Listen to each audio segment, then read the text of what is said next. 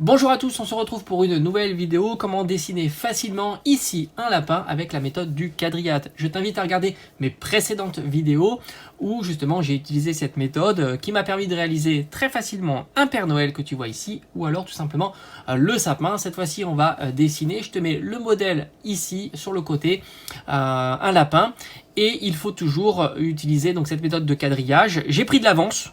Et oui, parce que ça me permet justement d'aller un petit peu plus vite.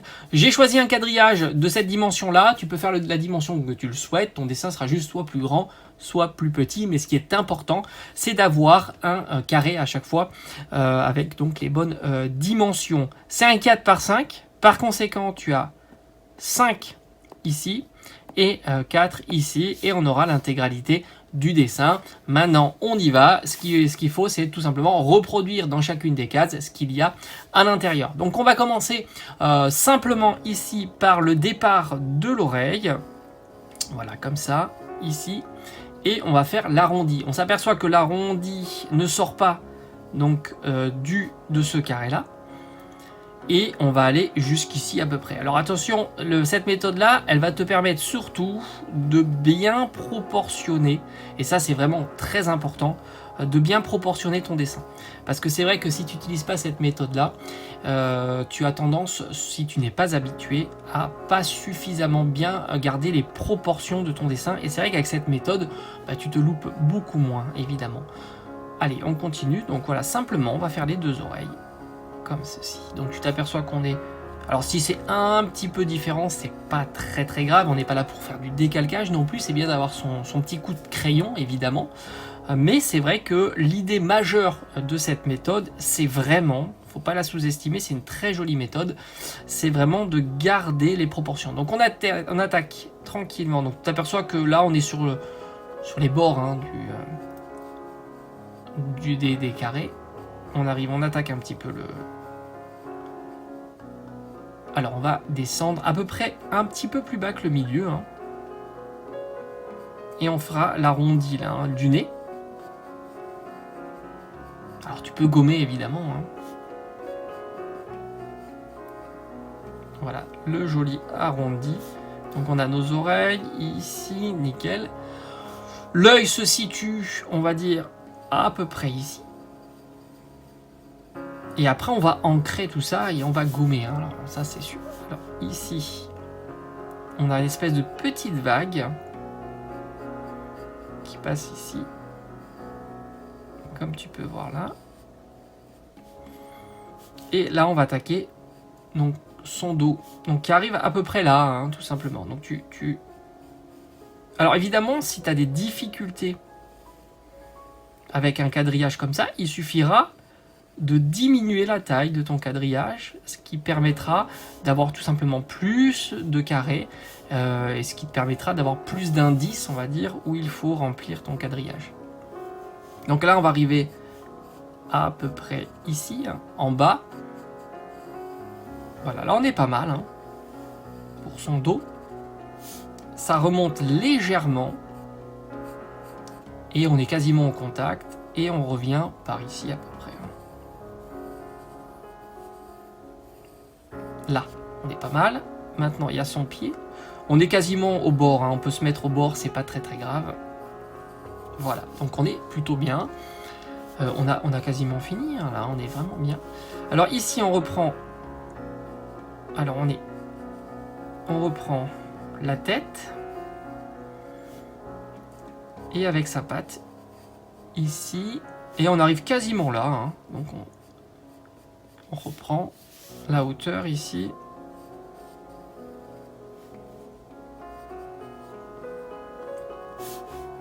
On descend.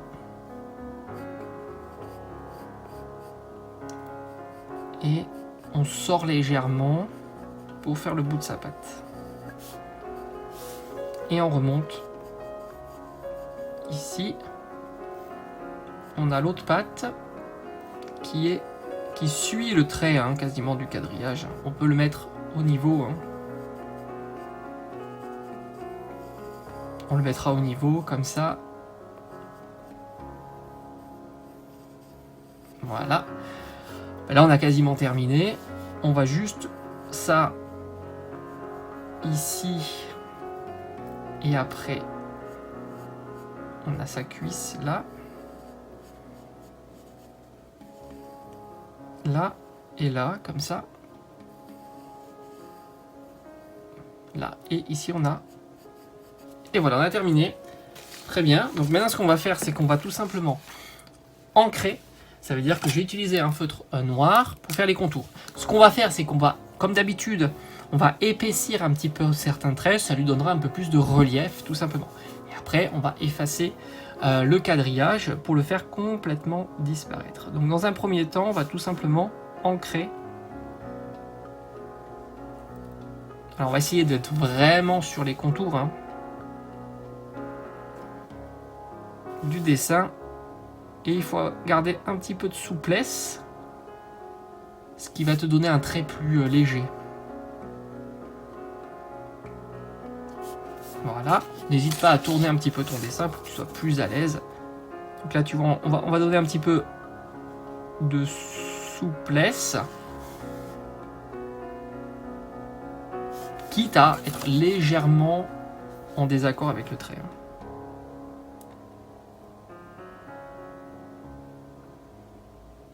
Allez, on va essayer de faire ça d'un trait. Voilà, ça évite d'avoir les reprises de traits, c'est plus joli. Et on est ici, voilà, et on va faire son œil.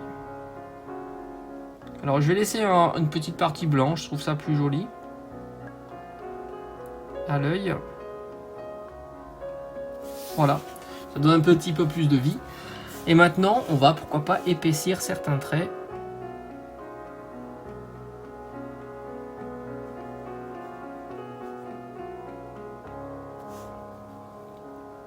Comme on peut le voir sur le dessin original.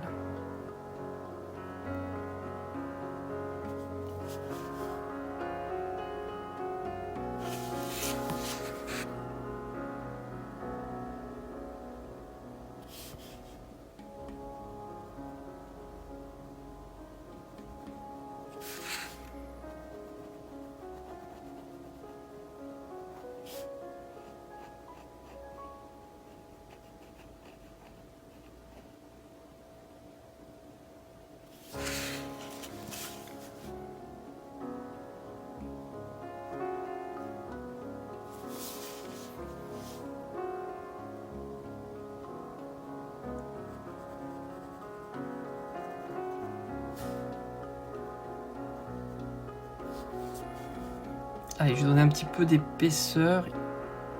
Alors là, j'en ai un petit peu trop donné, mais c'est pas grave.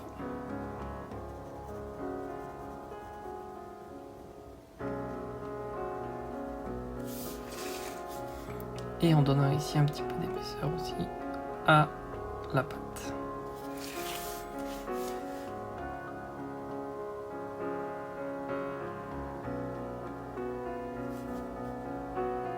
Voilà. Et un petit peu aussi ici.